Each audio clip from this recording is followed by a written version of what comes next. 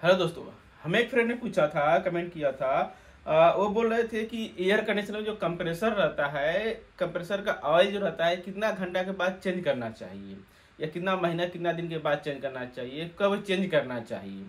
तो ये वीडियो में इसी के बारे में जानने वाले हैं। जो कंप्रेसर रहता है उसका ऑयल जो रहता है हमें चेंज करने की क्यों जरूरत पड़ता है, क्यों करना चाहिए, कितना घंटा कितना महीना दिन के बाद चेंज करना पड़ता है। तो अगर आपको मालूम है तो ये वीडियो आप नए टेक्नीशियन नए लोग पास शेयर करें। जो लोग कोर्सेज कर रहे हैं, ये फील्ड में आना चाहते हैं, खासकर नए टेक्नीशियन हैं, उन लोग पास शेयर करें। तो स्प्लिट एसी, इंडस्ट्रियल एसी, बड़े बड़े जो एसी कंप्रेसर रहते हैं सबका डिफरेंस रहता है।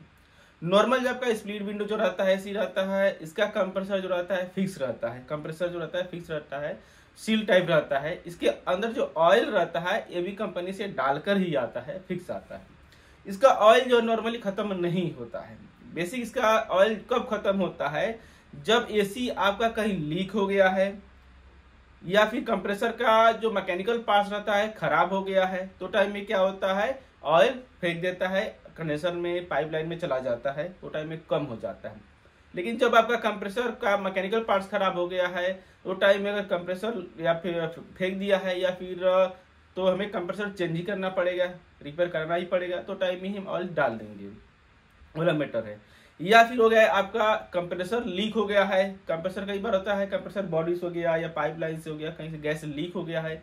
वो टाइम में ऑयल जो है धीरे धीरे कम हो जाता है। ज़्यादा दिन तो चलता रहेगा, धीरे धीरे रहेगा तो ज़्यादा कम हो जाता है, लीक हो जाता है। तो वो टाइम में हमें क्या होता है, कंप्रेसर में ऑयल चार्ज करने की जरूरत रहता है।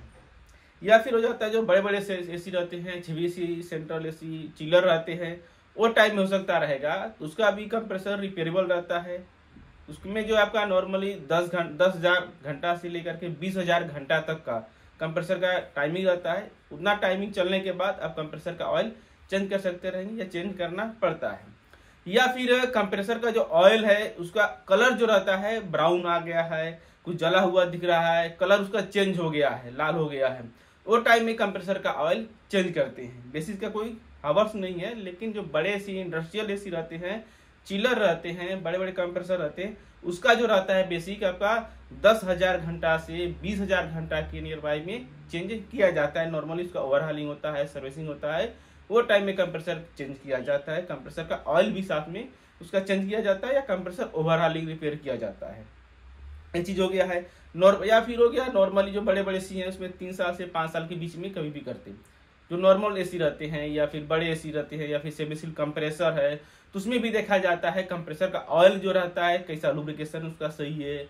या फिर साइड ग्लास रहता है ऑयल चेक करने के लिए, ऑयल का क्वालिटी देखा जाता है। ऑयल का जो लाल कलर हो गया है, ब्राउन हो गया है, या फिर ऑयल से स्मेल आ रहा है, जलने का स्मेल आ रहा है, ऐसा कुछ है, तो तभी हम ऑयल चेंज करते हैं। बेसिक तरह से ऑयल जो हमारा आता है खराब नहीं होता है, ये ऑयल कम नहीं होता है, चेंज करने की जरूरत नहीं पड़ता है। तो आशा करता हूँ जिन्होंने मुझसे क्वेश्चन किया था उन्हें आंसर मिला रहेगा। इसी तरह से और जानकारी के लिए जुड़े रहे, चैनल सब्सक्राइब करें।